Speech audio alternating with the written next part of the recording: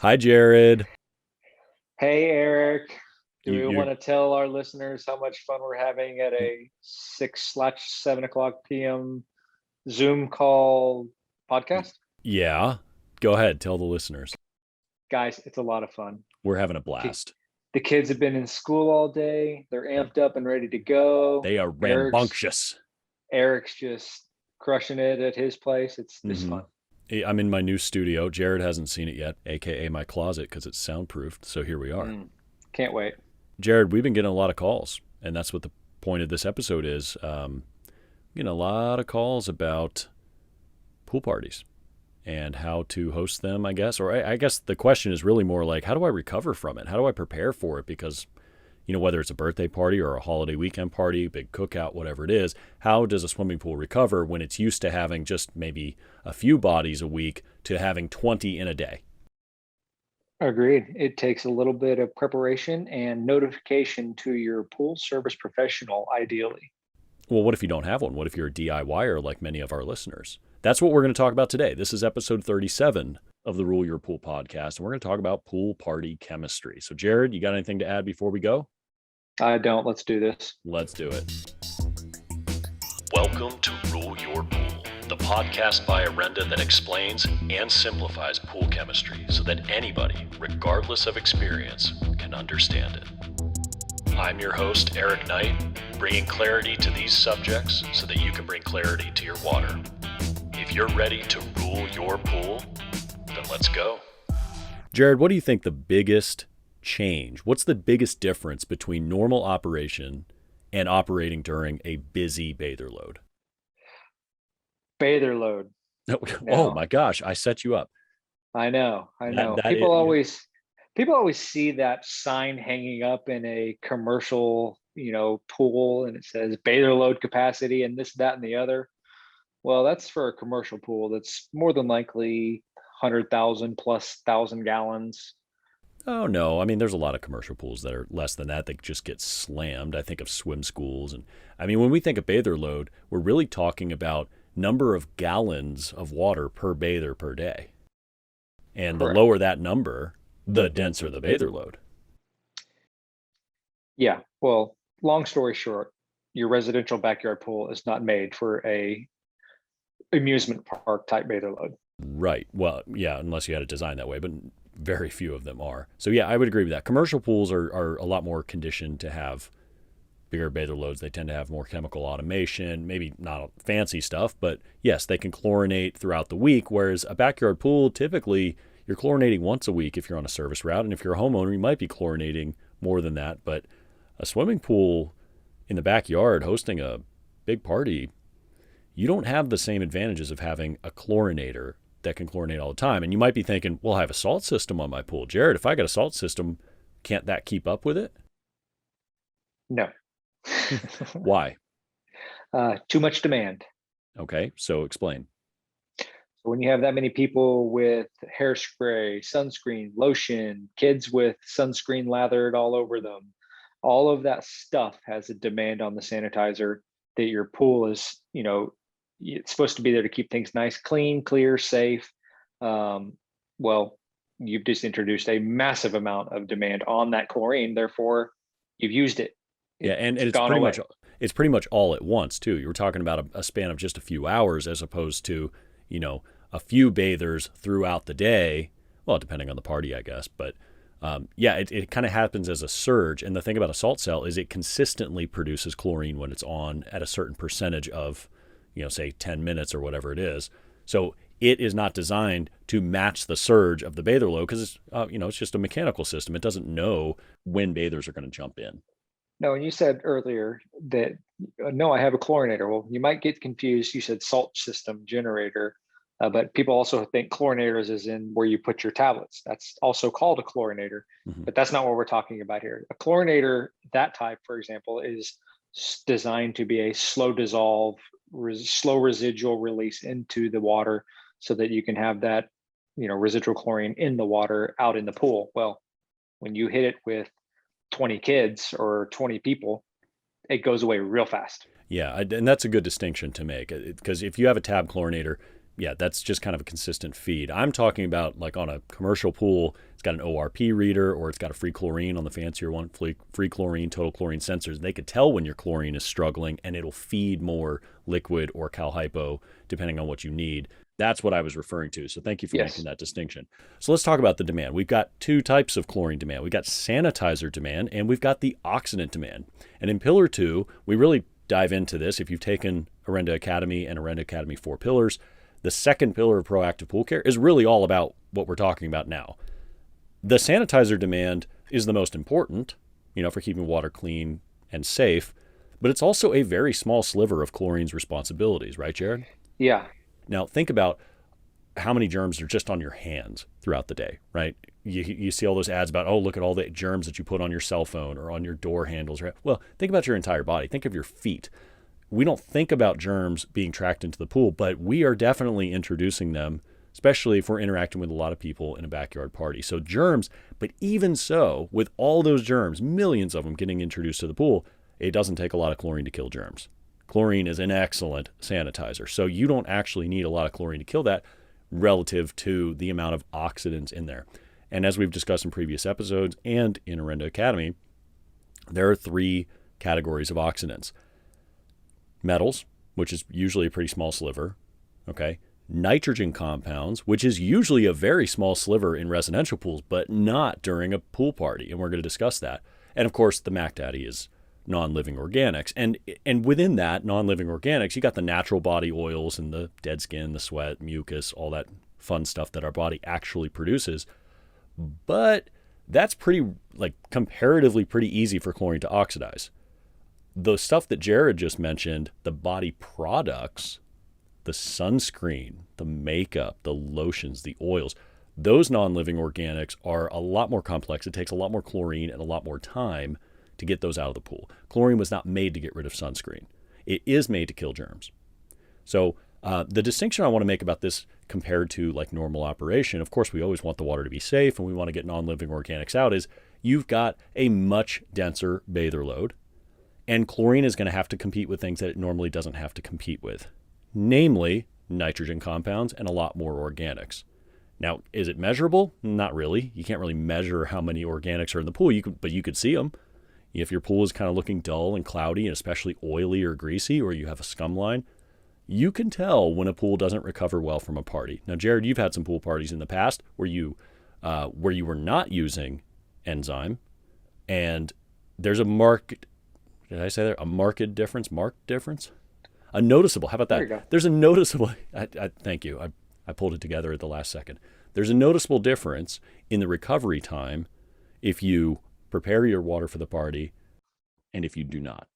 Absolutely. And I don't want to give anybody a false expectation here that using enzymes and doing all these things is going to create this magic formula for not having a cloudy, dull looking body of water. Oh, Because yeah. I hate to break it to you, it happens. If you put enough people in that pool, it will get dull and cloudy. Well, it's the holy Now, trinity of pools, right? I mean, you got absolutely. circulation, filtration, and chemistry. If any one of them Yes. goes down, you're going to have a problem. And I think that's where this is kind of going is I can have chemicals spot on in my pool, but there is a turnover rate for my pool. And if I throw 20 people in there, it cannot turn that water over fast enough to be filtered to keep it clear.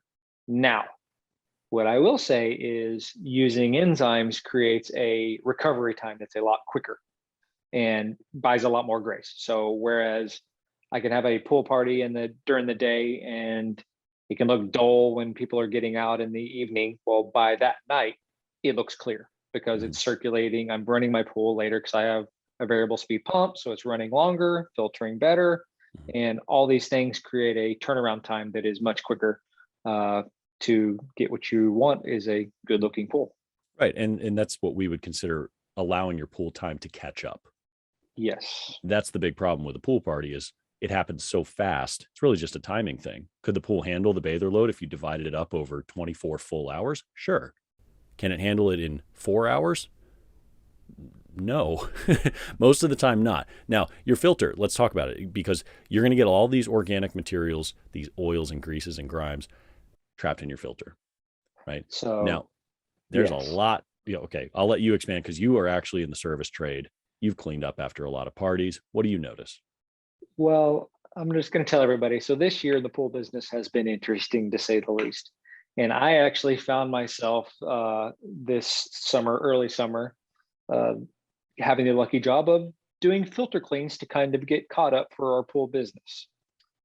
And let's just say, It was almost as fun as doing this podcast at 7 at night. almost, not quite, but Not quite. almost. Yeah. Now, I do have a funny story because homeowners are a little interesting. Let's say that. Well, some Especially are. Come on. Let's especially not be with too this harsh. great thing called social media, where you can basically find out what anybody is doing at any given time.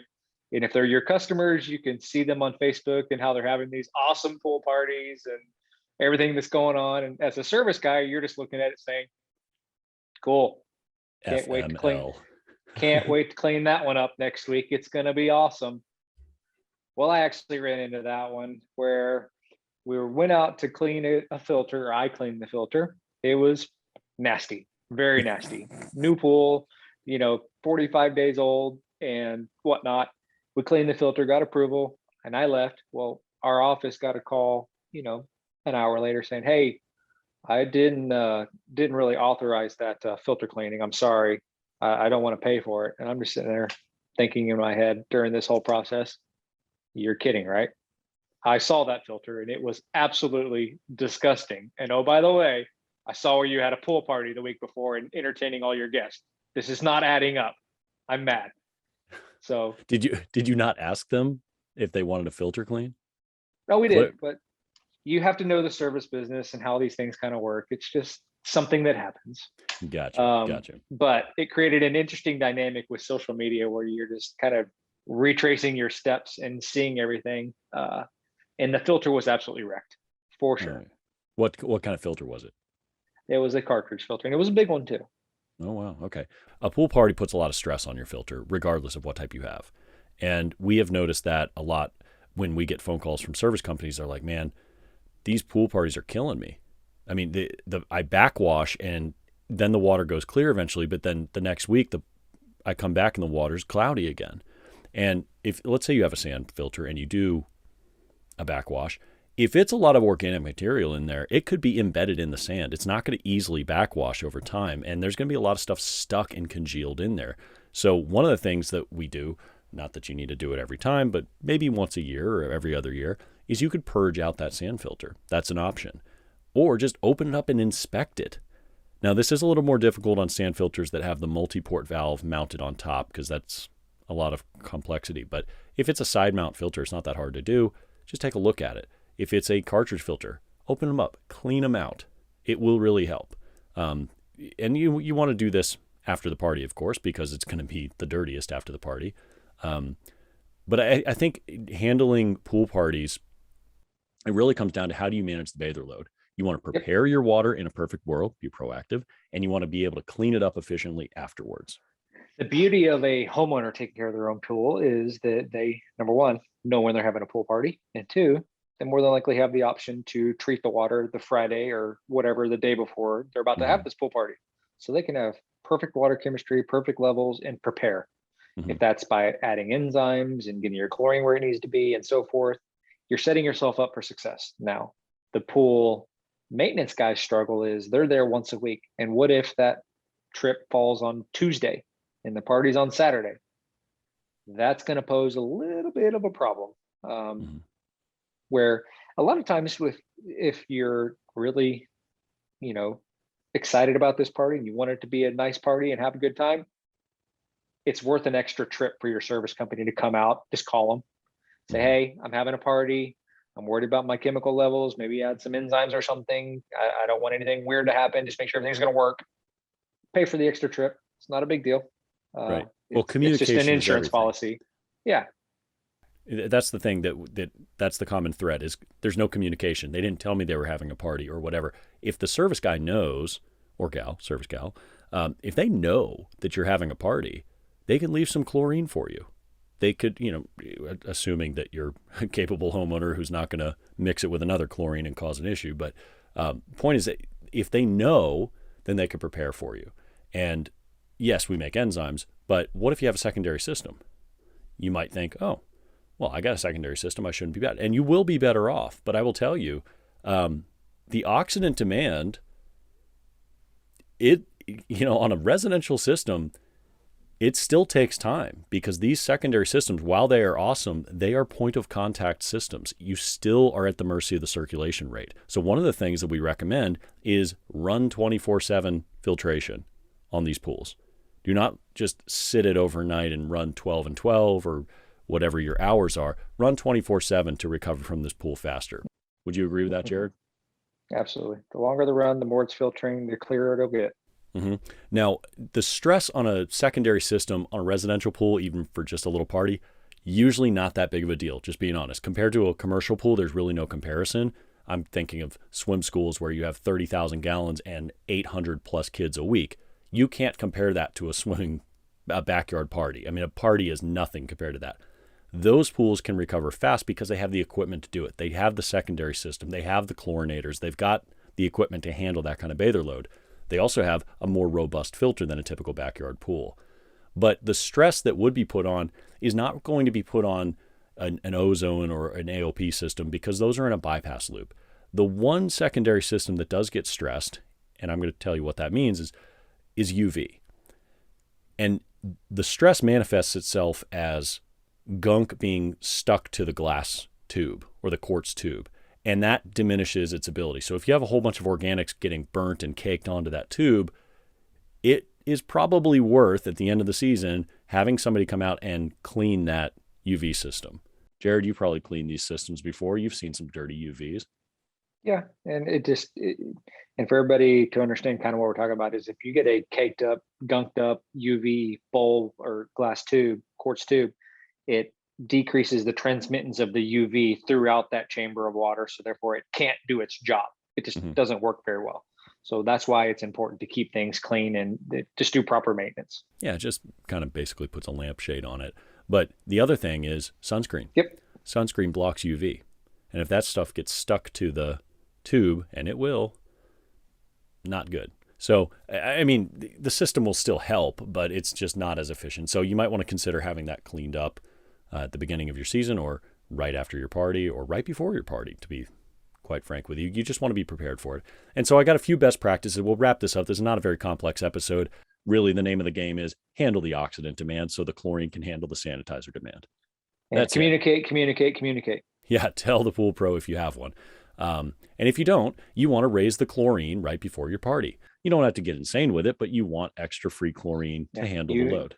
You don't want everybody getting in the pool complaining that their eyes are burning and this, that, and the other. Just keep it where it needs to be.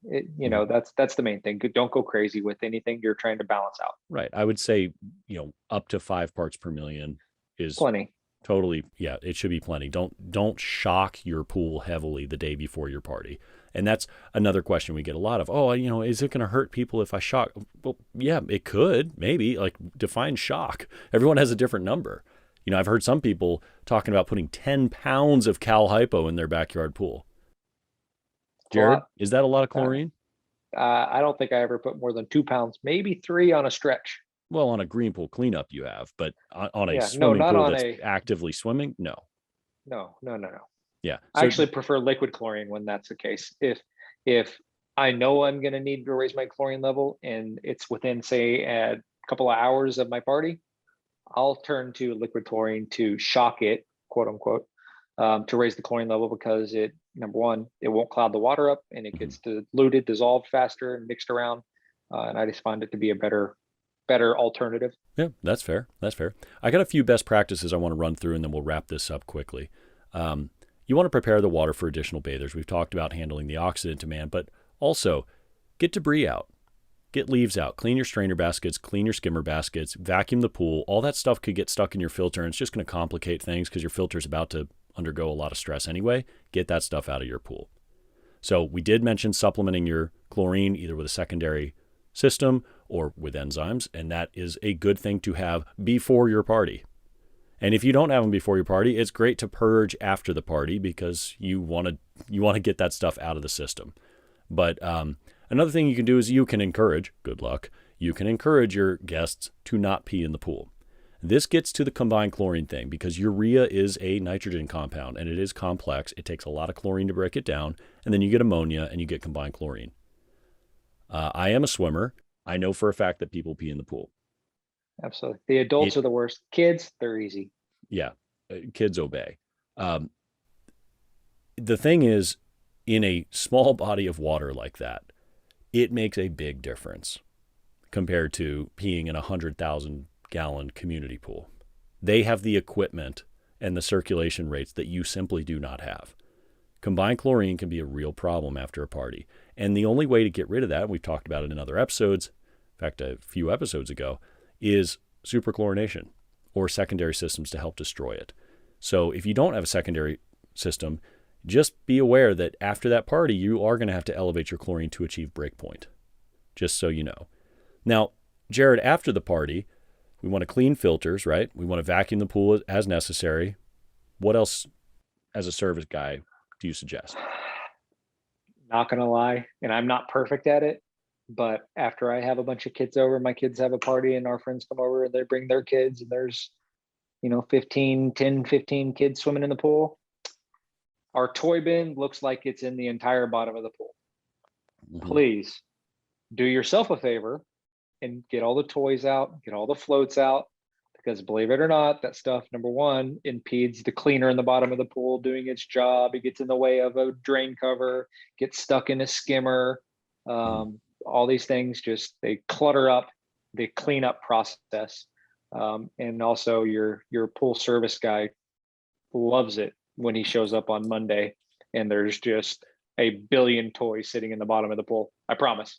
Oh, yeah, I'm sure. Yeah, it's like vacuuming through a minefield. I'm sure there's just no inconvenience or extra time put on that person to try to clean up the mess. So yeah, good idea. Get that. I did not think about that, and I'm glad you brought that up. Is there anything else we want to consider? Because I got only one more thing left. No, be proactive. That's our whole mantra here is proactive pool care, and it's every facet of what we're talking about. So we can be proactive in planning for a pool party or anything that we're going to do. That's the ultimate goal. Which segues into, if you were not able to be proactive, if maybe you couldn't get enzymes in time or you couldn't have your service person within a few days, after the party, if your water is looking oily, greasy, dull, cloudy, whatever, test the water. Find out, do you have combined chlorine? Measure the total chlorine, subtract the free chlorine. Do you have combined chlorine? If you don't have the ability to test that, take it to your local store, get it tested, and find out. That's one thing. Find out how your chemistry changed. I imagine your pH went way up. Okay, you had a lot of off-gassing, you had a lot of turbulence, you had a lot of people in there. pH tends to go up during a pool party, and that's okay. That's natural. It's supposed to go up, but just be aware that your chemistry could change. Now, if a lot of bather products got into the pool, they're probably still in the pool. They don't get removed very quickly, so you might have to clean your tile.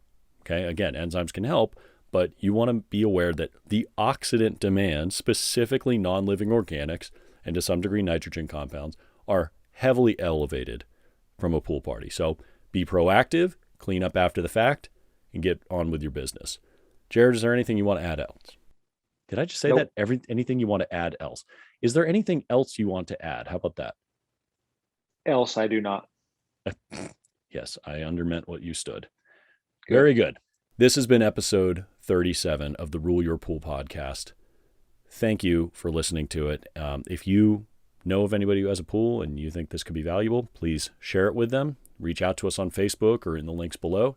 And if you have topics that you would like us to cover, it's not hard to reach us. Let us know. We'd love to talk about it. Thanks so much, everybody. I'm Eric Knight with Orenda, and this has been Jared. Jared, thanks for being with me. Thanks, everybody. Take care. Thank you for listening to Rule Your Pool, a podcast by Orenda Technologies. For more information on what we discussed in this week's episode, check the links in the description or visit www.orendatech.com. I hope you find this show valuable enough that you tap that subscribe button and share it with your friends. You can also like us on Facebook and social media. And with our help, you'll be able to rule your pool without over-treating it with chemicals and wasting money. I'll see you next episode.